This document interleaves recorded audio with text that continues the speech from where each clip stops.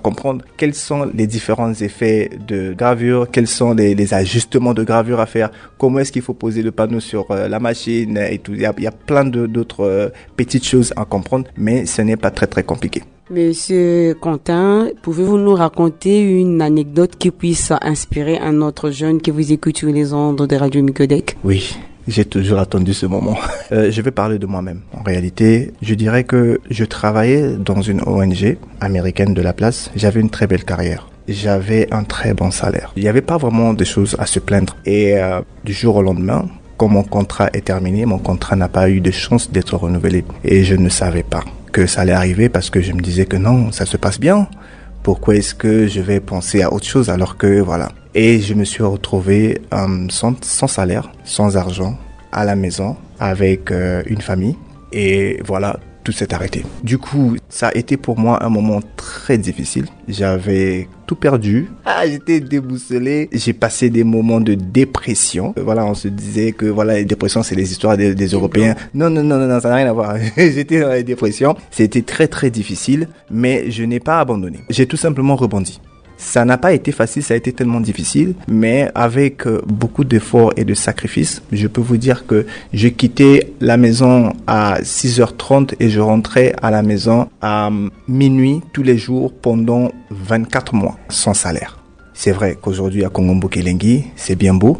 Quand je vous dis que la structure a fait 2 ans sans être payée. La première année, quand je recevais l'argent de mes clients, je me suis focalisé sur un renforcement dans tout ce qui était équipement. Voilà. La deuxième année, je me suis focalisé sur le staff. Ok. Tout l'argent que je recevais, c'était maintenant pour payer les gens qui travaillaient avec moi. Et puis maintenant, la troisième année, c'est cette année dans laquelle nous sommes aujourd'hui. C'est là où je travaille sur l'image de Kongombo Kelengui. C'est la raison pour laquelle nous sommes ici maintenant et qu'on en parle. C'était l'anecdote. D'accord, nous poursuivons cet entretien. Monsieur Quentin Deba, vous êtes dans le green business et en quoi votre activité participe-t-elle à la protection de l'environnement, mieux à la gestion des déchets de bois? Le fait déjà de faire ce voyage qui est très long, parce qu'il faut d'abord quitter Brazzaville pour aller à Ouesso, après Ouesso on prend un bateau et puis on prend un bus pour aller jusqu'à Pokola, près de 1000 km ou 950 km comme ça, là, c'est déjà un effort.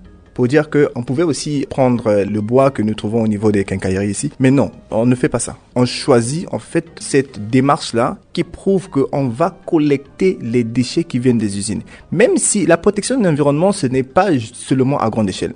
C'est-à-dire chacun de nous, à son petit niveau, peut aussi protéger l'environnement. Et ça, c'est notre contribution, d'aller collecter ces déchets-là, travailler avec ces déchets-là pour participer au Green Energy. Ça, c'est très important parce que aujourd'hui, on parle d'économie circulaire. Ça, ce ne sont pas des choses à négliger. Et que je demande même à des investisseurs qui travaillent dans le Green Energy, dans la protection de l'environnement, de venir nous voir et puis parler et qu'on échange pour voir qu'est-ce qui peut être fait en réalité pour booster ces genres d'activités. Parce que si on continue comme ça, on va détruire la Terre et on va rien laisser à la génération qui est en train de venir. Et c'est une génération qui est très ambitieuse. Y a-t-il d'autres organisations qui font la même chose que vous sur la place de Brazzaville ou à Pointe-Noire, ou bien votre start-up est l'unique qui essaie d'évoluer sur la place de Brazzaville dans ce sens? J'ai vu en ligne quelques structures qui se sont lancées sur la gravure. Mais je n'ai pas vu en ligne sur d'autres supports, mais pas le bois. Même sur le bois. J'ai aussi vu des structures qui travaillent dans la gravure sur le bois.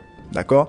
Maintenant, la seule différence, c'est que c'est sur la matière première que nous utilisons. Les autres travaillent sur du bois qu'on trouve ici à Brazzaville, sur du contreplaqué, c'est accessible, c'est rapide, c'est bon. Mais notre démarche ne change pas. Nous partons pour collecter ces morceaux de bois-là, pour les ramener à Brazzaville pour faire ce travail-là. Quelle est l'impression, on va dire, qui est plus lourde à réaliser ?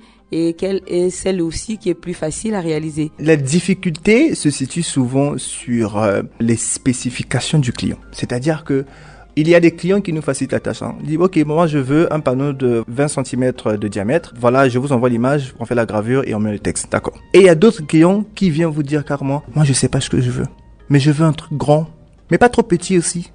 Voilà. Donc je veux un design unique. C'est là où, en fait, la difficulté rentre en jeu à notre niveau. On doit rentrer dans le cerveau du client afin de détecter c'est quoi l'imagination. Vous voyez un peu ce que je veux dire? Voilà. Il faut avoir beaucoup d'imagination pour, en fait, proposer des articles qui sont uniques. Donc, on a souvent ces difficultés-là, mais on fait toujours face et souvent les clients sont très, très, très impressionnés. En un mot, vous êtes en même temps un designer. En tout cas, vous avez plusieurs casquettes, mais dans un secteur qui rassemble tout le monde. Oui. On peut pas travailler seul. C'est-à-dire que nous sommes dans une plateforme où on invite souvent les peintres. Je dis aux peintres, moi je veux faire ceci. Comment est-ce qu'on peut travailler ensemble? Parce que tout le monde peut aussi gagner dans ce que nous faisons. J'invite aussi des personnes qui travaillent avec le fer, d'accord? Pour faire aussi des articles qui sont bien spécifiques.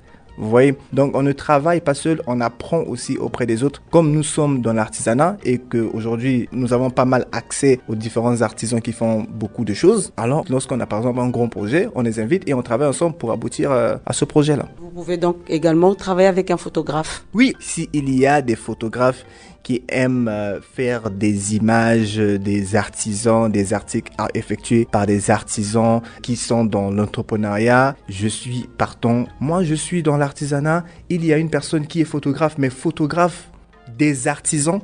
Mais cette personne ne voudra peut-être pas travailler exactement, alors qu'en réalité, c'est seulement lorsqu'on travaille ensemble qu'on a quelque chose d'unique. Et moi, ça m'avait beaucoup touché.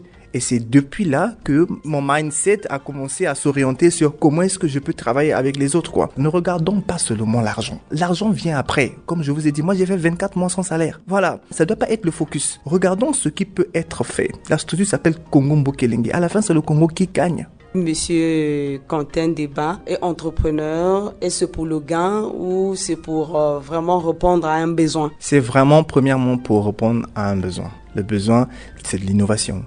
Le besoin, c'est faire quelque chose de différent des autres. Le besoin, c'est un jour de former les autres pour que, en fait, qu'on soit une structure qui est carrément pionnière dans ce que nous faisons et qui encourage les jeunes aussi à se lancer. Utilisez-moi comme exemple pour dire que on peut se former dans le monde professionnel. D'accord, c'est très important. L'école, c'est impérativement important. Mais moi, je ne connaissais rien faire avec mes mains. C'était un grand défaut. Tout ce que je pouvais faire, c'est utiliser mes doigts pour l'ordinateur. Voilà, j'envoie le rapport, tout, c'est bon, c'est fait. Non, mais je ne connaissais rien. Tout ce que je pouvais faire, c'était changer l'ampoule. Mais pour un homme, c'est un grand défaut. Nous sommes dans un pays qui a une culture qui est très, très riche. Alors, utilisons aussi nos mains. Apprenons à faire des choses avec les mains. C'est très, très important. Carrefour Emploi Entrepreneuriat. Laurence Katis, Radio Mucodec. Nous nous acheminons lentement mais sûrement vers la fin de cet entretien, Monsieur Quentin Deba. Un mot pour inspirer les entrepreneurs en herbe qui souhaitent se lancer dans un projet similaire.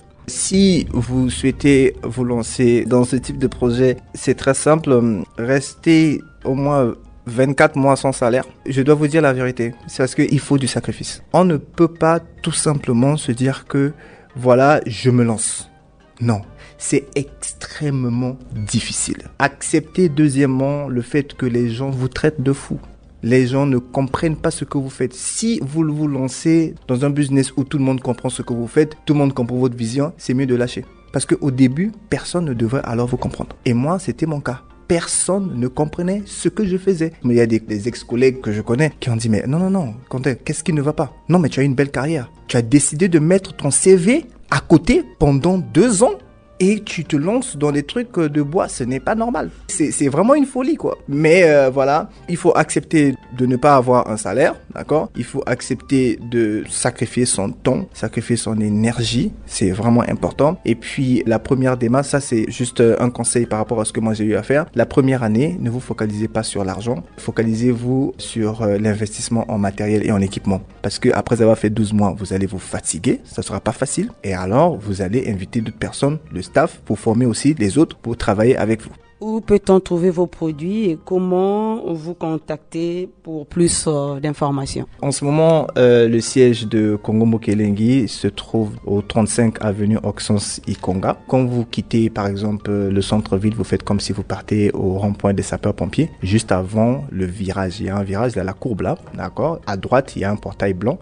C'est même écrit résidence Iwanza. Donc nous sommes à l'intérieur là. Maintenant, mon numéro de téléphone, vous pouvez m'appeler au 06 466 80 28. Ça, c'est mon numéro à moi, mon numéro personnel. Et si vous voulez tout simplement contacter notre équipe commerciale, le numéro est aussi disponible. C'est le 05 564 22 00.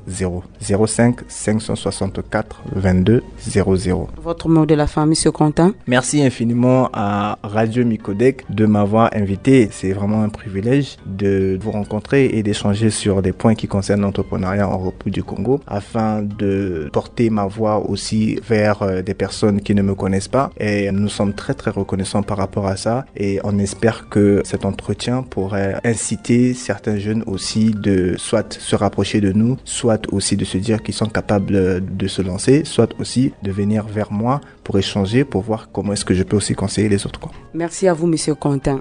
Merci infiniment, Madame Laurence. C'est la fin du Carrefour Emploi Entrepreneuriat. Merci à vous de l'avoir suivi. On se retrouve très prochainement sur les ondes de Radio Micodec avec le même feeling pour une autre expérience dans l'entrepreneuriat. Merci, au revoir.